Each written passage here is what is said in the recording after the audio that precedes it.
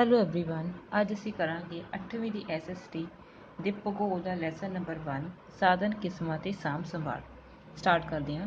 ਮਨੁੱਖ ਦੀ ਉਤਪਤੀ ਮੀਨਸ ਮਨੁੱਖ ਦੀ ਸ਼ੁਰੂਆਤ ਦੇ ਨਾਲ ਹੀ ਉਸ ਦੀਆਂ ਲੋੜਾਂ ਦਾ ਆਰੰਭ ਹੋਇਆ। ਜਿਵੇਂ ਮਨੁੱਖ ਦੀ ਸ਼ੁਰੂਆਤ ਹੋਈ, ਜੀਵਨ ਦੀ ਸ਼ੁਰੂਆਤ ਹੋਈ, ਉਹਦੀਆਂ ਲੋੜਾਂ ਦਾ ਵੀ ਆਰੰਭ ਹੋ ਗਿਆ।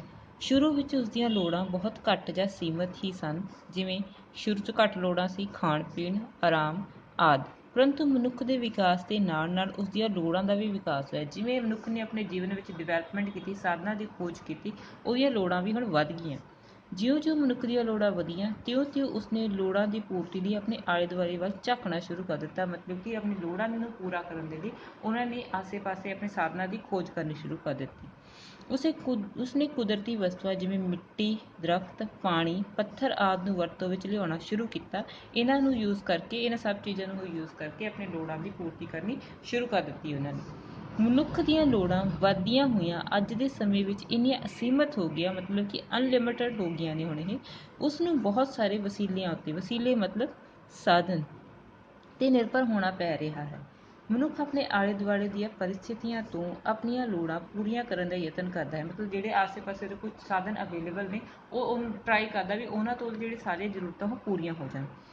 ਇਹਨਾਂ ਪਰਿਸਥਿਤੀਆਂ ਨੂੰ ਅਸੀਂ ਸਾਧਨ ਜਾਂ ਸੋਮਿਆਂ ਦਾ ਨਾਂ ਦਿੰਦੇ ਹਾਂ। ਅਤੇ ਜਿਨ੍ਹਾਂ ਚੀਜ਼ਾਂ ਤੋਂ ਜਾਂ ਸਾਧਨਾਂ ਤੋਂ ਅਸੀਂ ਆਪਣੀਆਂ ਲੋੜਾਂ ਨੂੰ ਪੂਰਾ ਕਰਦੇ ਹਾਂ ਉਹਨੂੰ ਅਸੀਂ ਸਾਧਨ ਜਾਂ ਸੋਮੀ ਕਹਿੰਦੇ ਹਾਂ। ਇਸ ਲਈ ਅਜਿਹੇ ਕੁਦਰਤੀ ਜਾਂ ਮਨੁੱਖ ਦੁਆਰਾ ਬਣਾਏ ਗਏ ਅਰਥਵਾਨ ਪਦਾਰਥ ਜਿਹੜੇ ਮਨੁੱਖ ਦੀਆਂ ਲੋੜਾਂ ਦੀ ਪੂਰਤੀ ਕਰਦੇ ਹਨ, ਸਾਧਨ ਉਹ ਪਦਾਰਥ ਜਿਹੜੇ ਮਨੁੱਖ ਦੀਆਂ ਲੋੜਾਂ ਦੀ ਪੂਰਤੀ ਕਰਦੇ ਹਨ, ਕੀ ਕਹਾਉਂਦੇ ਹਨ? ਸਾਧਨ। ਇਹ ਸਾਧਨ ਮਨੁੱਖ ਦੇ ਕਿਸੇ ਨਿਸ਼ਚਿਤ ਉਦੇਸ਼ ਦੀ ਪੂਰਤੀ ਕਰਦੇ ਹਨ। ਦੂਜੇ ਸ਼ਬਦਾਂ ਵਿੱਚ ਸਾਧਨ ਉਹ ਕੁਦਰਤੀ ਤੋਹਫੇ ਹਨ ਜੋ ਮਨੁੱਖ ਲਈ ਕਿਸੇ ਨਾ ਕਿਸੇ ਰੂਪ ਵਿੱਚ ਮਹੱਤਵ ਰੱਖਦੇ ਹਨ। ਇਹ ਕੁਦਰਤੀ ਤੋਹਫੇ ਜਿਹੜੇ ਸਾਨੂੰ ਕੁਦਰਤ ਨੇ ਦਿੱਤੇ ਨੇ।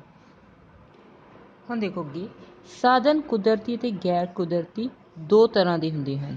ਕੁਦਰਤੀ ਸਾਧਨ ਕੁਦਰਤ ਦੁਆਰਾ ਮਨੁੱਖ ਨੂੰ ਪ੍ਰਦਾਨ ਕੀਤੇ ਜਾਂਦੇ ਹਨ। ਜਿਵੇਂ ਜੰਗਲ, ਦਰਿਆ, ਖਣਿਜ ਪਦਾਰਥ, ਸੂਰਜੀ ਸ਼ਕਤੀ, ਸਮੁੰਦਰ ਆਦਿ। ਇਹ ਸਾਨੂੰ ਕੁਦਰਤ ਵੱਲੋਂ ਮਿਲੇ ਆ, ਇਸ ਮਨੁੱਖਾਂ ਨੇ ਨਹੀਂ ਬਣਾਏ।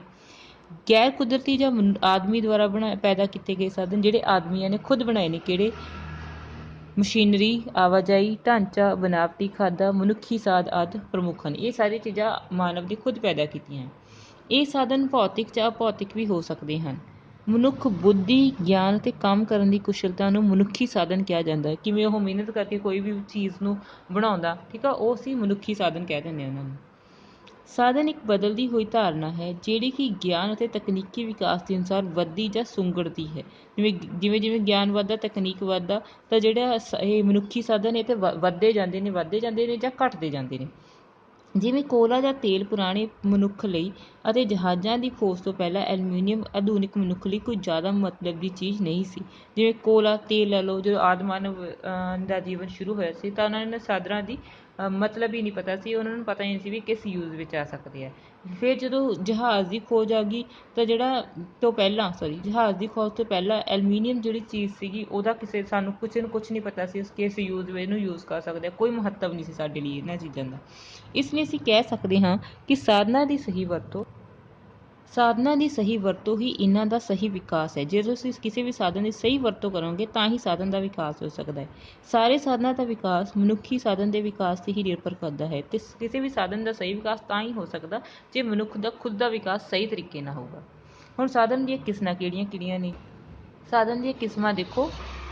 ਕੁਦਰਤੀ ਜਾਂ ਗੈਰ ਕੁਦਰਤੀ ਸਾਧਨ ਦੀਆਂ ਕਈ ਕਿਸਮਾਂ ਹਨ। ਇਹਨਾਂ ਸਾਧਨਾਂ ਨੂੰ ਜੀਵਨ, ਹੋਂਦ, ਨਿਰੰਤਰ, ਉਪਲਬਧੀ, ਵਿਕਾਸ ਪੱਧਰ, ਵਰਤੋਂ ਦੇ ਆਧਾਰ 'ਤੇ ਅੱਗੇ ਲਿਖੀਆਂ ਕਿਸਮਾਂ ਵਿੱਚ ਵੰਡਿਆ ਜਾ ਸਕਦਾ ਹੈ। ਕਿਵੇਂ ਯੂਜ਼ ਹੁੰਦਾ, ਕਿਵੇਂ ਸਾਡੇ ਜੀਵਨ 'ਚ ਮਹੱਤਵ ਆ, ਉਹਦੇ ਆਧਾਰ 'ਤੇ ਇਹਨਾਂ ਨੂੰ ਅਲੱਗ-ਅਲੱਗ ਕਿਸਮਾਂ ਵਿੱਚ ਵੰਡਿਆ ਜਾ ਸਕਦਾ। ਸਾਧਨ ਦੀਆਂ ਕਿਸਮਾਂ ਕਲੀਅਰ ਹੁੰਦੀਆਂ। ਪਹਿਲੀ ਹੈਗੀ ਜੀਵ ਅਤੇ ਨਿਰਜੀਵ ਸਾਧਨ, ਬਾਇਓਟਿਕ, ਦੂਸਰਾ ਹੈਗਾ ਵਿਕਸਿਤ ਅਤੇ ਸੰਭਾਵਿਤ ਸਾਧਨ। ਤੀਸਰਾ ਮੁੱਕਣਯੋਗ ਅਤੇ ਨਾ ਮੁੱਕਣਯੋਗ ਸਾਧਨ।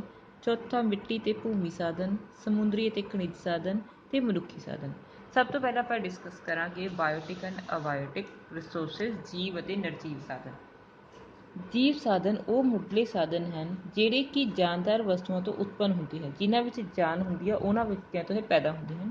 ਸੰਸਾਰ ਦੇ ਲਗਭਗ 85% ਭੋਜਨ ਪਦਾਰਥ ਇਹਨਾਂ ਵਸਤੂਆਂ 'ਤੇ ਹੀ ਨਿਰਭਰ ਹਨ। ਜੀਵ ਜੰਤੂ ਅਤੇ ਪੌਦੇ ਜੀਵ ਸਾਧਨ ਅਖਵਾਉਂਦੇ ਹਨ। ਜੀਵ ਜੰਤੂ ਅਤੇ ਪੌਦੇ ਇਹ ਸਾਹ ਲੈਂਦੇ ਨੇ ਤੇ ਇਹ ਜੀਵ ਸਾਧਨ ਅਖਵਾਉਂਦੇ ਨੇ। ਇਹ ਸਾਧਨ ਸਾਡੇ ਉਦਯੋਗਾਂ ਵਾਸਤੇ ਕੱਚਾ ਮਾਲ ਪ੍ਰਦਾਨ ਕਰਦੇ ਹਨ। ਕੋਲਾ ਅਤੇ ਤੇਲ ਪਦਾਰਥ ਵੀ ਜੀਵ ਸਾਧਨਾਂ ਦੀ ਸ਼੍ਰੇਣੀ ਵਿੱਚ ਸ਼ਾਮਿਲ ਕੀਤੇ ਜਾਂਦੇ ਹਨ।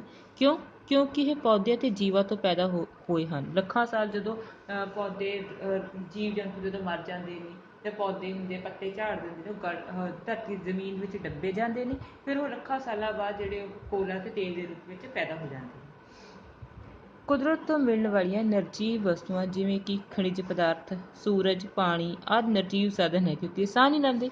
ਖਣਿਜ ਪਦਾਰਥ ਸਾਡੇ ਉਦਯੋਗਾਂ ਦਾ ਆਧਾਰ ਹੈ। ਖਣਿਜ ਪਦਾਰਥਾਂ ਦੇ ਆਧਾਰ 'ਤੇ ਹੀ ਸਾਡੇ ਉਦਯੋਗ ਕੰਮ ਕਰਦੇ ਹਨ।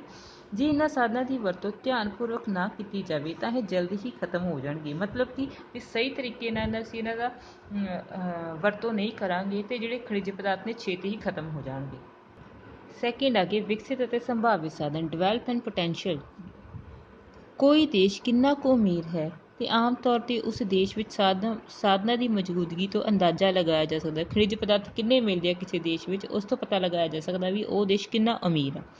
ਇਹ ਸਾਧਨ ਧਰਤੀ ਦੇ ਹੇਠਾਂ ਜਾਂ ਉੱਪਰ ਮੌਜੂਦ ਹੋ ਸਕਦੇ ਹਨ, ਜਿਵੇਂ ਸੋਨਾ, ਚਾਂਦੀ, ਕੋਲਾ, ਪੈਟਰੋਲੀਅਮ ਧਰਤੀ ਦੇ ਅੰਦਰ ਪਏ ਹੁੰਦੇ ਹਨ, ਜਦਕਿ ਜੰਗਲ, ਪਾਣੀ ਅਤੇ ਸੂਰਜੀ ਸ਼ਕਤੀ ਧਰਤੀ ਦੇ ਉੱਪਰ ਮੌਜੂਦ ਹਨ। ਜਿਹੜੇ ਸੋਨਾ, ਚਾਂਦੀ, ਕੋਲਾ, ਪੈਟਰੋਲੀਅਮ ਧਰਤੀ ਖੋਦ ਕੇ ਕੱਢਣੇ ਪੈਂਦੇ ਆ, ਜਦਕਿ ਜੰਗਲ, ਪਾਣੀ ਅਤੇ ਸੂਰਜੀ ਸ਼ਕਤੀ ਸਾਨੂੰ ਉੱਪਰ ਹੀ ਦਿਖ ਜਾਂਦੇ ਨੇ। ਜਿਹੜੇ ਸਾਧਨ ਕਿਸੇ ਲਾਭਦਾਇਕ ਆਰਥਿਕ ਮਕਸਦ ਵਾਸਤੇ ਵਰਤੇ ਜਾਂਦੇ ਹਨ ਉਹਨਾਂ ਨੂੰ ਵਿਕਸਿਤ ਸਾਧਨ ਕਿਹਾ ਜਾਂਦਾ ਹੈ। ਜਿਨ੍ਹਾਂ ਸਾਧਨਾਂ ਨੂੰ ਅਸੀਂ ਵੇਚ ਕੇ ਜਾਂ ਕਿਸੇ ਤਰੀਕੇ ਯੂਜ਼ ਕਰਕੇ ਪੈਸੇ ਕਮਾਉਂਦੇ ਹਾਂ ਉਹਨਾਂ ਨੂੰ ਅਸੀਂ ਵਿਕਸਿਤ ਸਾਧਨ ਕਹਿੰਦੇ ਹਾਂ। ਜਿਹੜੇ ਸਾਧਨ ਮੌਜੂਦ ਤਾਂ ਹਨ ਪਰ ਉਹਨਾਂ ਦੀ ਕੋਈ ਵਰਤੋਂ ਨਹੀਂ, ਉਹਨਾਂ ਨੂੰ ਸੰਭਾਵਿਤ ਸਾਧਨ ਕਹਿੰਦੇ ਹਨ। ਜਿਹੜੇ ਸਾਧਨ ਸਾਡੇ ਕੋਲ ਮੌਜੂਦ ਨੇ ਲੇਕਿਨ ਅਸੀਂ ਉਹਨਾਂ ਨੂੰ ਇਨ ਫਿਊਚਰ ਯੂਜ਼ ਕਰਨ ਦੀ ਸੋਚ ਸਕਦੇ ਹਾਂ, ਜੇ ਕਿਸੇ ਚੀਜ਼ ਦਾ ਬਦਲ ਲੱਭ ਸਕਦੇ ਹਾਂ, ਲੇਕਿਨ ਐਟ ਪ੍ਰੈਜ਼ੈਂਟ ਉਹਨੂੰ ਯੂਜ਼ ਨਹੀਂ ਕਰਦੇ ਤਾਂ ਉਹਨੂੰ ਅਸੀਂ ਸੰਭਾਵਿਤ ਸਾਧਨ ਕਹਿੰਦੇ ਹਾਂ। ਜਿਵੇਂ ਪਹਾੜਾਂ ਤੋਂ ਉਤਰਦੀਆਂ ਨਦੀਆਂ ਬਿਜਲੀ ਪੈਦਾ ਕਰਨ ਵਾਸਤੇ ਇੱਕ ਸੰਭਾਵਿਤ ਸਾਧਨ ਹੈ। ਜਿਹੜੇ ਨਦੀਆਂ ਉਤਰਦੀਆਂ ਨੇ ਪਹਾੜਾਂ ਤੋਂ, ਸਾਨੂੰ ਪਤਾ ਅਸੀਂ ਜਿਸ ਸਪੀਡ ਨਾਲ ਨਦੀਆਂ ਚੱਲਦੀਆਂ ਪਈਆਂ ਨੇ ਅਸੀਂ ਪਾਣੀ ਪੈਦਾ ਕਰ ਸਕਦੇ ਹਾਂ ਬਟ ਅਸੀਂ ਐਟ ਪ੍ਰੈਜ਼ੈਂਟ ਉਹਨੂੰ ਯੂਜ਼ ਨਹੀਂ ਕਰ ਰਹੇ। ਜਦੋਂ ਨਦੀਆਂ ਦੇ ਇਸ ਪਾਣੀ ਤੋਂ ਬਿਜਲੀ ਤਿਆਰ ਕੀਤੀ ਜਾਂਦੀ ਹੈ ਤੇ ਪਾਣੀ ਵਿਕਸਿਤ ਸਾਧਨ ਅਖਵਾਉਂਦਾ ਹੈ। ਲੇਕਿਨ ਜੇ ਅਸੀਂ ਇਹਨਾਂ ਸਾਧਨਾਂ ਨੂੰ ਜੇ ਅਸੀਂ ਇਹਨਾਂ ਸਾਧਨਾਂ ਤੋਂ ਡਿੱਗਣ ਵਾਲੇ ਪਾਣੀ ਤੋਂ ਬਿਜਲੀ ਤਿਆਰ ਕਰਦੇ ਹਾਂ ਤਾਂ ਪਾਣੀ ਵਿਕਸਿਤ ਸਾਧਨ ਅਖਵਾਉਂਦਾ ਹੈ। ਧਰਤੀ ਦੇ ਹੇਠਾਂ ਦੱਬਿਆ ਹੋਇਆ ਕੋਲਾ ਇੱਕ ਸੰਭਾਵਿਤ ਸਾਧਨ ਹੈ, ਜਦਕਿ ਵਰਤਿਆ ਜਾ ਰਿਹਾ ਕੋਲਾ ਇੱਕ ਵਿਕਸਿਤ ਸਾਧਨ ਹੈ। ਮਤਲਬ ਕਿ ਜਿਹੜੀ ਚੀਜ਼ ਅਸੀਂ ਆਪਣੇ ਹੱਥ ਵਿੱਚ ਵਰਤਣ ਲਈ ਰੱਖੀ ਆ ਉਹ ਸਾਡਾ ਵਿਕਸਿਤ ਸਾਧਨ ਹੋ ਗਿਆ। ਜਿਹੜਾ ਅਸੀਂ ਸੋਚਦੇ ਹਾਂ ਵੀ ਇਨ ਫਿਊਚਰ ਅਸੀਂ ਇਹਨੂੰ ਯੂਜ਼ ਕਰਾਂਗੇ ਉਹ ਸੰਭਾਵਿਤ ਸਾਧਨ ਹੋ ਜਾਂਦਾ। ਥਰਡ ਆ ਜਾਂਦੇ ਆ ਮੁੱਕਣਯੋਗ ਅਤੇ ਨਾ ਮੁੱਕਣਯੋਗ ਸਾਧਨ, ਮਤਲਬ ਖਤਮ ਹੋਣ ਵਾਲੇ ਅਤੇ ਨਾ ਖਤਮ ਹੋਣ ਵਾਲੇ ਸਾਧਨ। ਮੁੱਕਣਯੋਗ ਸਾਧਨ ਉਹ ਸਾਧਨ ਹਨ ਜਿਨ੍ਹਾਂ ਦੀ ਲਗਾਤਾਰ ਅਤੇ ਜ਼ਿਆਦਾ ਵਰਤੋਂ ਉਹਨਾਂ ਨੂੰ ਜਲਦੀ ਖਤਮ ਕਰ ਰਹੀ ਹੈ। ਜਿਵੇਂ ਧਰਤੀ ਹੇਠਲੇ ਪੈਟਰੋਲੀਅਮ ਪਦਾਰਥਾਂ ਨੂੰ ਬਹੁਤ ਤੇਜ਼ੀ ਨਾਲ ਵਰਤਿਆ ਜਾ ਰਿਹਾ ਹੈ। ਪੈਟਰੋਲ ਬਹੁਤ ਛੇਤੀ ਯੂਜ਼ ਕਰਦੇ ਹਾਂ ਅਸੀਂ, ਡੀਜ਼ਲ ਪੈਟਰੋਲ ਨੂੰ, ਤਾਂ ਇਹ ਛੇਤੀ ਖਤਮ ਹੋਣ ਵਾਲਾ ਸਾਧਨ ਹੈ। ਤਾਂ ਇੱਕ ਸਮਾਂ ਅਜਿਹਾ ਆਵੇਗਾ ਜਦੋਂ ਸਾਡੇ ਕੋਲ ਇਹਨਾਂ ਪਦਾਰਥਾਂ ਦੀ ਕਮੀ ਜਾਂ ਅਣਹੋਂਦ ਹੋ ਜਾਵੇਗੀ, ਮਤਲਬ ਕਿ ਸਾਨੂੰ ਮਿਲਣੇ ਬੰਦ ਹੋ ਜਾਣਗੇ। ਇਸ ਲਈ ਇਹਨਾਂ ਮੁੱਕਣਯੋਗ ਸਾਧਨਾਂ ਦੀ ਵਰਤੋਂ ਸਾਨੂੰ ਬਹੁਤ ਹੀ ਸਮਝਦਾਰੀ ਅਤੇ ਸੰਕੋਚ ਨਾਲ ਕਰਨੀ ਚਾਹੀਦੀ ਹੈ। ਮਤਲਬ ਜਿੰਨੀ ਲੋੜ ਹੋਵੇ ਸਾਨੂੰ ਉਨੀ ਯੂਜ਼ ਕਰਨੀ ਚਾਹੀਦੀ ਹੈ, ਵੇਸਟ ਨਹੀਂ ਕਰਨਾ ਚਾਹੀਦਾ। ਨਾ ਮੁੱਕਣਯੋਗ ਸਾਧਨ ਕਿਹੜੇ ਹੁੰਦੇ ਹਨ? ਉਹ ਸਾਧਨ ਜਿਨ੍ਹਾਂ ਦੀ ਵਰਤੋਂ ਦੇ ਨਾਲ ਉਹ ਨਵਿਆਏ ਜਾ ਰਹੇ ਹਨ, ਮਤਲਬ ਕਿ ਖੁਦ ਦੁਬਾਰਾ ਬਣਦੇ ਜਾ ਰਹੇ ਆ।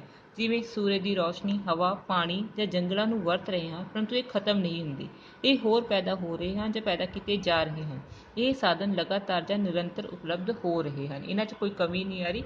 ਜੇ ਮੁੱਕ ਰਹੇ ਨੇ ਤਾਂ ਨਾਲ ਦੀ ਨਾਲ ਨਵੇਂ ਬਣੀ ਜਾਂਦੇ, ਇਸ ਕਰਕੇ ਨਾ ਮੁੱਕਣਯੋਗ ਸਾਧਨ ਹੋ ਗਏ। ਨੈਕਸਟ ਆ ਮਿੱਟੀ ਅਤੇ ਭੂਮੀ ਸਾਧਨ। ਮਿੱਟੀ ਧਰਤੀ ਦੀ ਸਭ ਤੋਂ ਉੱਪਰਲੀ ਛੋਟੀ ਜਿਹੀ ਪਰਤ ਹੈ ਜਿਹੜੀ ਮੂਲ ਚਟਾਨਾਂ ਦੇ ਟੁੱਟਣ ਭੱਜਣ, ਜਲ ਵਾਯੂ, ਜੀਵਾਂ ਅਤੇ ਰੁੱਖ ਪੌਦਿਆਂ ਦੇ ਗਲਣ ਸੜਨ ਆਦਿ ਤੱਤਾਂ ਦੇ ਅਸਰ ਕਾਰਨ ਬਣਦੀ ਹੈ। ਮਿੱਟੀ ਮਨੁੱਖ ਵਾਸਤੇ ਇੱਕ ਬਹੁਤ ਹੀ ਮਹੱਤਵਪੂਰਨ ਸਾਧਨ ਮੰਨਿਆ ਜਾਂਦਾ ਹੈ। ਇਹ ਪੌਦਿਆਂ ਅਤੇ ਫਸਲਾਂ ਦੇ ਉੱਗਣ ਵਿੱਚ ਅਹਿਮ ਰੋਲ ਅਦਾ ਕਰਦੀ ਹੈ। ਮਤਲਬ ਜੇ ਮਿੱਟੀ ਨਹੀਂ ਹੋਊਗੀ ਤਾਂ ਜਿਹੜੇ ਪੌਦੇ ਅਤੇ ਫਸਲਾਂ ਉਹ ਉੱਗ ਨਹੀਂ ਸਕਦੀਆਂ।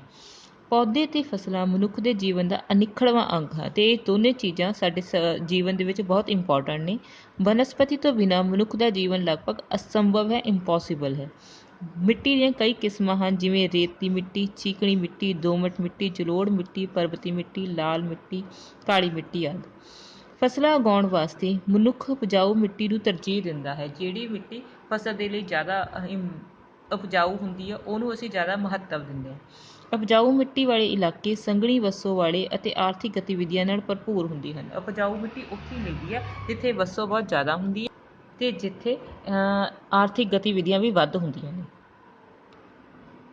ਭੂਮੀ ਦਾ ਅਰਥ ਹੈ ਜ਼ਮੀਨ, ਜਿਸ 'ਤੇ ਮਨੁੱਖ ਆਪਣੀਆਂ ਆਰਥਿਕ ਜਾਂ ਕਈ ਹੋਰ ਗਤੀਵਿਧੀਆਂ ਕਰਦਾ ਹੈ। ਮਨੁੱਖ ਬਹੁਤ ਲੰਮੇ ਸਮੇਂ ਤੋਂ ਭੂਮੀ ਸਾਧਨ ਦੀ ਵਰਤੋਂ ਕਰ ਰਿਹਾ, ਉਹ ਚਾਹੇ ਰਹਿਣ ਲਈ, ਖੇਤੀ ਕਰਨ ਦੇ ਲਈ, ਉਹ ਮਨੁੱਖ ਭੂਮੀ ਨੂੰ ਯੂਜ਼ ਕਰ ਰਿਹਾ।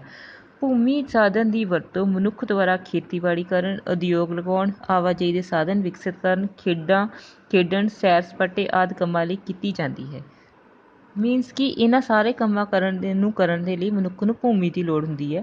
ਭੂਮੀ ਦੀ ਵਰਤੋਂ ਉਸਦੇ ਧਰਾਤਲ, ਢਲਾਣ, ਮਿੱਟੀ ਦੀ ਕਿਸਮ, ਪਾਣੀ ਦਾ ਨਿਕਾਸ, ਜਿਵੇਂ ਪਾਣੀ ਕਿੱਦਾਂ ਨਿਕਲਦਾ, ਜਾਂ ਮਨੁੱਖ ਦੀਆਂ ਲੋੜਾਂ ਅਨੁਸਾਰ ਹੁੰਦੀ ਹੈ। ਭੂਮੀ ਉਸੇ ਤਰੀਕੇ ਨਾਲ ਯੂਜ਼ ਕੀਤੀ ਜਾਂਦੀ ਹੈ ਵੀ ਉਹਦਾ ਸਰਫੇਸ ਕਿਹੋ ਜਿਹਾ, ਠੀਕ ਆ, ਢਲਾਣ ਕਿਹੋ ਜਿਹੀ, ਉੱਥੇ ਮਿੱਟੀ ਦੀ ਕਿਸਮ ਕਿਹੋ ਜਿਹੀ, ਉੱਥੇ ਪਾਣੀ ਦਾ ਨਿਕਾਸ ਕਿੱਦਾਂ ਹੋ ਰਿਹਾ, ਜਾਂ ਮਨੁੱਖ ਨੂੰ ਕਿਹੜੀਆਂ ਲੋੜਾਂ ਨੇ, ਉਸ ਤਰੀਕੇ ਦੇ ਨਾਲ ਭੂਮੀ ਦੀ ਵਰਤੋਂ ਕੀਤੀ ਜਾਂਦੀ ਹੈ। ਸਮੁੰਦਰੀ ਅਤੇ ਖਣਿਜ ਸਾਧਨ। ਪਾਣੀ ਮਨੁੱਖ ਵਾਸਤੇ ਮੁੱਢਲਾ ਅਤੇ ਬਹੁਤ ਮਹੱਤਵਪੂਰਨ ਸਾਧਨ ਹੈ। ਧਰਤੀ ਦਾ ਲਗਭਗ 71% ਹਿੱਸਾ ਪਾਣੀ ਹੈ। ਪਾਣੀ ਦੇ ਵੱਡੇ ਵੱਡੇ ਭੰਡਾਰਾਂ ਨੂੰ ਸਾਗਰਾਂ ਅਤੇ ਸਮੁੰਦਰਾਂ ਦਾ ਨਾਂ ਦਿੱਤਾ ਜਾਂਦਾ ਹੈ। ਇਹ ਸਮੁੰਦਰ ਬਹੁਤ ਵੱਡੀ ਮਾਤਰਾ ਵਿੱਚ ਜੈਵਿਕ, ਖਣਿਜ ਅਤੇ ਸ਼ਕਤੀ ਸਾਧਨ ਪ੍ਰਦਾਨ ਕਰਦੇ ਹਨ। ਮੰਨਿਆ ਜਾਂਦਾ ਹੈ ਕਿ ਧਰਤੀ 'ਤੇ ਸਭ ਤੋਂ ਪਹਿਲਾਂ ਜੀਵਨ ਸਮੁੰਦਰਾਂ ਤੋਂ ਹੀ ਸ਼ੁਰੂ ਹੋਇਆ ਸੀ, ਮਤਲਬ ਜੀਵ ਜੰਤੂ ਪਹਿਲਾਂ ਪੈਦਾ ਹੋਏ ਸੀ ਜਿਹੜੇ ਸਮੁੰਦਰ 'ਚ ਰਹਿੰਦੇ ਨੇ। ਧਰਤੀ ਦੇ 75% ਜੀਵ ਸਮੁੰਦਰਾਂ ਤੋਂ ਉਤਪੰਨ ਹੋਏ। ਸਮੁੰਦਰ ਸਾਨੂੰ ਬਹੁਤ ਵੱਡੀ ਮਾਤਰਾ ਵਿੱਚ ਮੱਛੀਆਂ, ਮੋਤੀ, ਘੁੱਗੇ, ਸਿੱਪੀਆਂ, ਹੀਰੇ ਜਵਾਹਰਾਤ ਆਦਿ ਦਿੰਦੇ ਹਨ। ਕਈ ਥਾਵਾਂ 'ਤੇ ਸਮੁੰਦਰੀ ਤੱਟਾਂ ਤੋਂ ਪੈਟਰੋਲੀਅਮ ਪਦਾਰਥ ਵੀ ਮਿਲਦੇ ਹਨ। ਮੱਛੀਆਂ ਸੰਸਾਰ ਦੀ ਬਹੁਤ ਵੱਡੀ ਜਨਸੰਖਿਆ ਨੂੰ ਖੁਰਾਕ ਦਿੰਦੀਆਂ ਨੇ। ਮੱਛੀਆਂ ਕਈ ਲੋਕ ਖਾਂਦੇ ਨੇ। ਖਣਿਜ ਸਾਧਨ ਧਰਤੀ ਵਿੱਚੋਂ ਮਿਲਣ ਵਾਲੇ ਪਦਾਰਥ ਹਨ। ਇਹ ਬੁਨਿਆਦੀ ਤੌਰ 'ਤੇ ਦੋ ਤਰ੍ਹਾਂ ਦੇ ਹੁੰਦੇ ਹਨ। ਖਣਿਜ ਪਦਾਰਥ ਦੋ ਤਰ੍ਹਾਂ ਦੇ ਹੁੰਦੇ ਹਨ: ਧਾਤੂ ਖਣਿਜ ਪਦਾਰਥ ਅਤੇ ਅਧਾਤੂ ਖਣਿਜ ਪਦਾਰਥ। ਧਾਤੂ ਖਣਿਜ ਪਦਾਰਥਾਂ ਵਿੱਚ ਲੋਹਾ, ਤਾਂਬਾ, ਚਾਂਦੀ, ਸੋਨਾ, ਪੈਟਰੋਲੀਅਮ ਆਦਿ ਖਣਿਜ ਸ਼ਾਮਿਲ ਕੀਤੇ ਜਾਂਦੇ ਹਨ। ਅਧਾਤੂ ਖਣਿਜ ਪਦਾਰਥਾਂ ਵਿੱਚ ਪੈਟਰੋਲੀਅਮ, ਕੋਲਾ, ਅਬਰਕ, ਮੈਂਗਨੀਜ਼ ਪ੍ਰਮੁੱਖ ਹਨ। ਖਣਿਜ ਸਾਧਨ ਅਲੱਗ-ਅਲੱਗ ਪ੍ਰਕਾਰ ਦੀਆਂ ਚੱਟਾਨਾਂ ਤੋਂ ਪ੍ਰਾਪਤ ਕੀਤੇ ਜਾਂਦੇ ਹਨ।